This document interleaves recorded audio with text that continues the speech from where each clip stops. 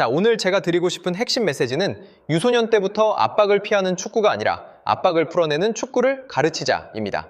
지금 보실 영상은 채널 리춘수에서 일본 유텐과의 경기 장면을 분석한 내용입니다. 여기에서 나오는 지도 내용들은 대부분 우리가 흔히 말하는 정답에 가깝습니다. 그런데 이 정답이 유소년 선수들에게는 오히려 성장을 막는 요소가 될 수 있다는 이야기를 해보려고 합니다. 현재 대한민국 지도 방식과 인지, 먼저 우리 현실부터 짚어보겠습니다. 영상 속에서 감독님들과 코치님들, 이천수, 임유한 감독님 같은 레전드 출신 분들이 하는 말씀은 다 맞는 말입니다. 성인 경기, 결과가 중요한 경기에서는 충분히 정답인 이야기입니다. 물론 배우는 단계의 아이들에게도 저 방법이 효과적이고 꼭 배워야 하는 중요한 부분입니다. 대표적인 메시지는 이런 겁니다. 뒤에서 빌드업 하다가 압박이 오면 그냥 길게 차라, 걷어내라. 위험 지역에서는 최대한 단순하게 처리하라고 강조합니다. 골키퍼와 수비수에게 여기서 리턴 주지 말고 그냥 클리어, 골키퍼는 그냥 킥 차야 돼 라고 설명하면서 짧게 풀다 뺏겨 실점하는 상황을 피하자는 메시지를 줍니다.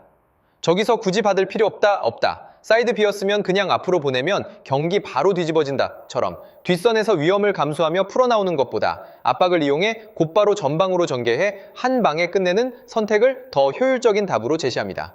전체적으로는 유소년 선수들에게 압박 상황에서 모험하지 말고 빠르게 전방으로 공을 처리해라 라는 현재 한국식 인식을 잘 보여주는 설명입니다.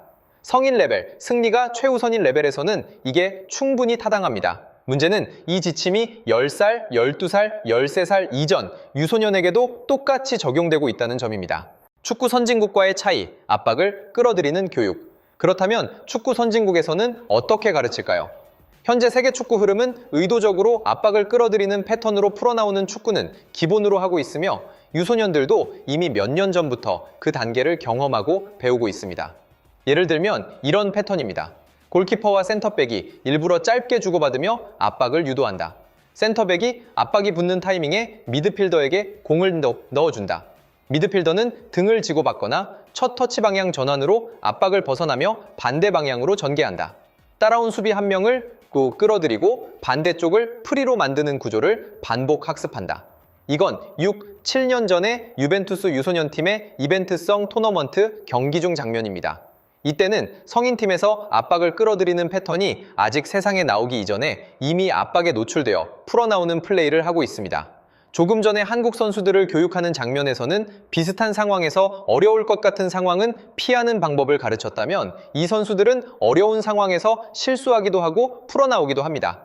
이 과정을 유소년 때부터 계속 경험하기 때문에 웬만한 압박은 겁내지 않고 좁은 공간에서도 해결책을 찾는 연습을 자연스럽게 하게 됩니다. 반면 우리 현실은 어떻습니까? 압박이 오면 일단 백패스, 그 다음 선택지는 대부분 뻥 걷어내기입니다. 여기서부터 이미 방향이 달라집니다. 우리는 압박을 피하는 축구를, 다른 나라는 압박을 이겨내는 축구를 가르치고 있는 셈입니다. 주변 선수들의 움직임과 팀 전체 인식, 장면을 자세히 보면 또 하나 중요한 포인트가 있습니다. 압박을 받는 선수 주변의 동료들이 거의 움직이지 않는다는 점입니다. 왜 그럴까요? 팀 전체에 이런 인식이 깔려 있기 때문입니다. 압박 오면 길게 차야지. 위험하면 빨리 정리하고 라인 올리자.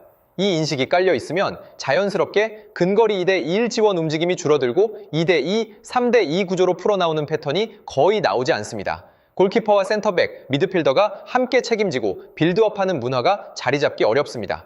결과적으로 조금만 강한 압박이 들어와도 선택지는 항상 비슷해집니다. 백패스, 롱킥, 세컨볼 싸움, 이 패턴이 유소년 때부터 몸에 배면 이후 단계에서 더 복잡한 축구를 가르치기가 훨씬 어려워집니다. 길게 차서 끝내는 축구의 연령별 한계. 영상에서는 이런 지시도 나옵니다. 여기서 짧게 돌리지 말고 그냥 사이드 앞으로 크게 차서 한 방에 끝내라. 유소년 레벨에서는 이게 실제로 통합니다. 공간이 넓고 수비 조직이 아직 미숙해서 좋은 공격수가 한 번만 잘 걸리면 바로 골로 이어지는 경우가 많습니다. 그런데 문제는 여기입니다. 15세, 고등학교, 프로로 올라가면 같은 방식이 더 이상 통하지 않습니다. 수비수들은 더 빠르고 더 조직적이고 1대1 한 번으로 쉽게 뚫리지도 않습니다. 결국 이렇게 됩니다. 어려서부터 길게 차서 한 방에 끝내는 것만 배운 선수는 성인 레벨에서 좁은 지역에서 풀어나오는 법, 압박 속에서 침착하게 해결하는 법을 배운 적이 없게 됩니다. 이 공백이 결국 상위 레벨에서의 한계로 돌아옵니다. 냉정히 이야기해서 한번 뒷공간으로 공이 넘어왔을 때 해결해서 차이를 만들 수 있는 선수는 대한민국 대표팀에도 현재 없습니다. 결과 중심 환경과 진학 구조. 여기서 지도자들의 잘못만을 지적하고 싶은 것은 아닙니다. 우리 환경 자체가 이렇게 만들고 있기 때문입니다. 현실적으로 경기 결과가 다음 단계 진학과 직결되고 학부모, 선수, 지도자 모두 이기는 축구에 초점을 맞출 수밖에 없습니다.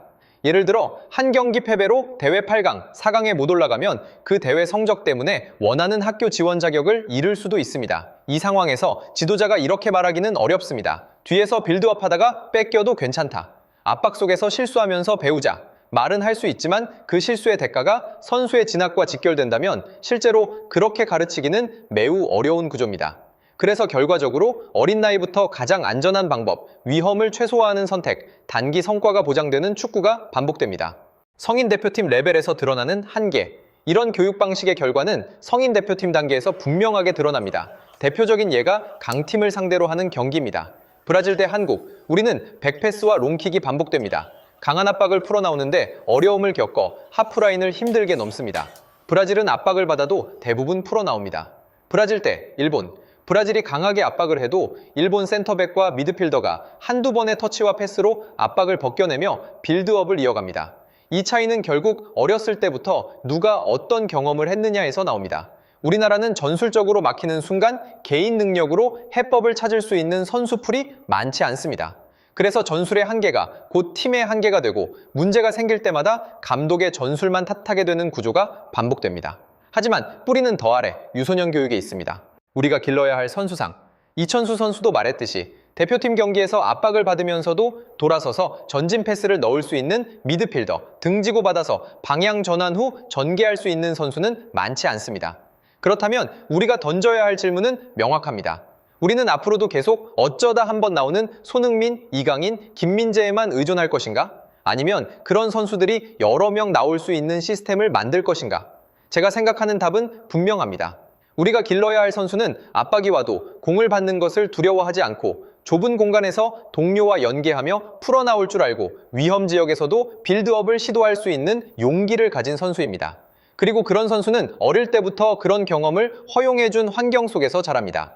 지금도 황인범 선수처럼 좋은 미드필더들이 있지만 유럽 일부 리그에서 꾸준히 뛰는 한국인 미드필더는 많지 않습니다.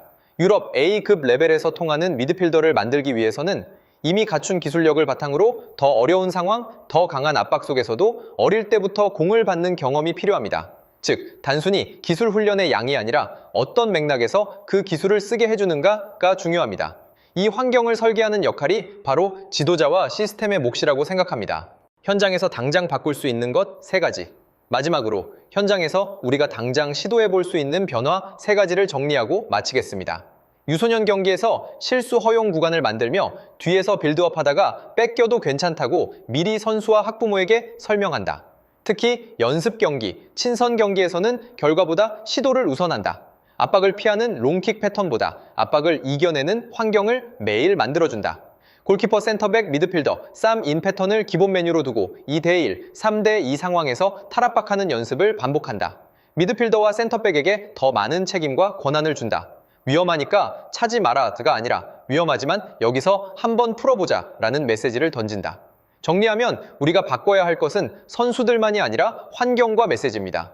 유소년 때부터 어려운 경기를 겪고 압박 속에서 해결책을 찾는 경험을 쌓게 해준다면 한국 축구도 충분히 다음 단계로 도약할 수 있다고 믿습니다. 이상입니다. 감사합니다.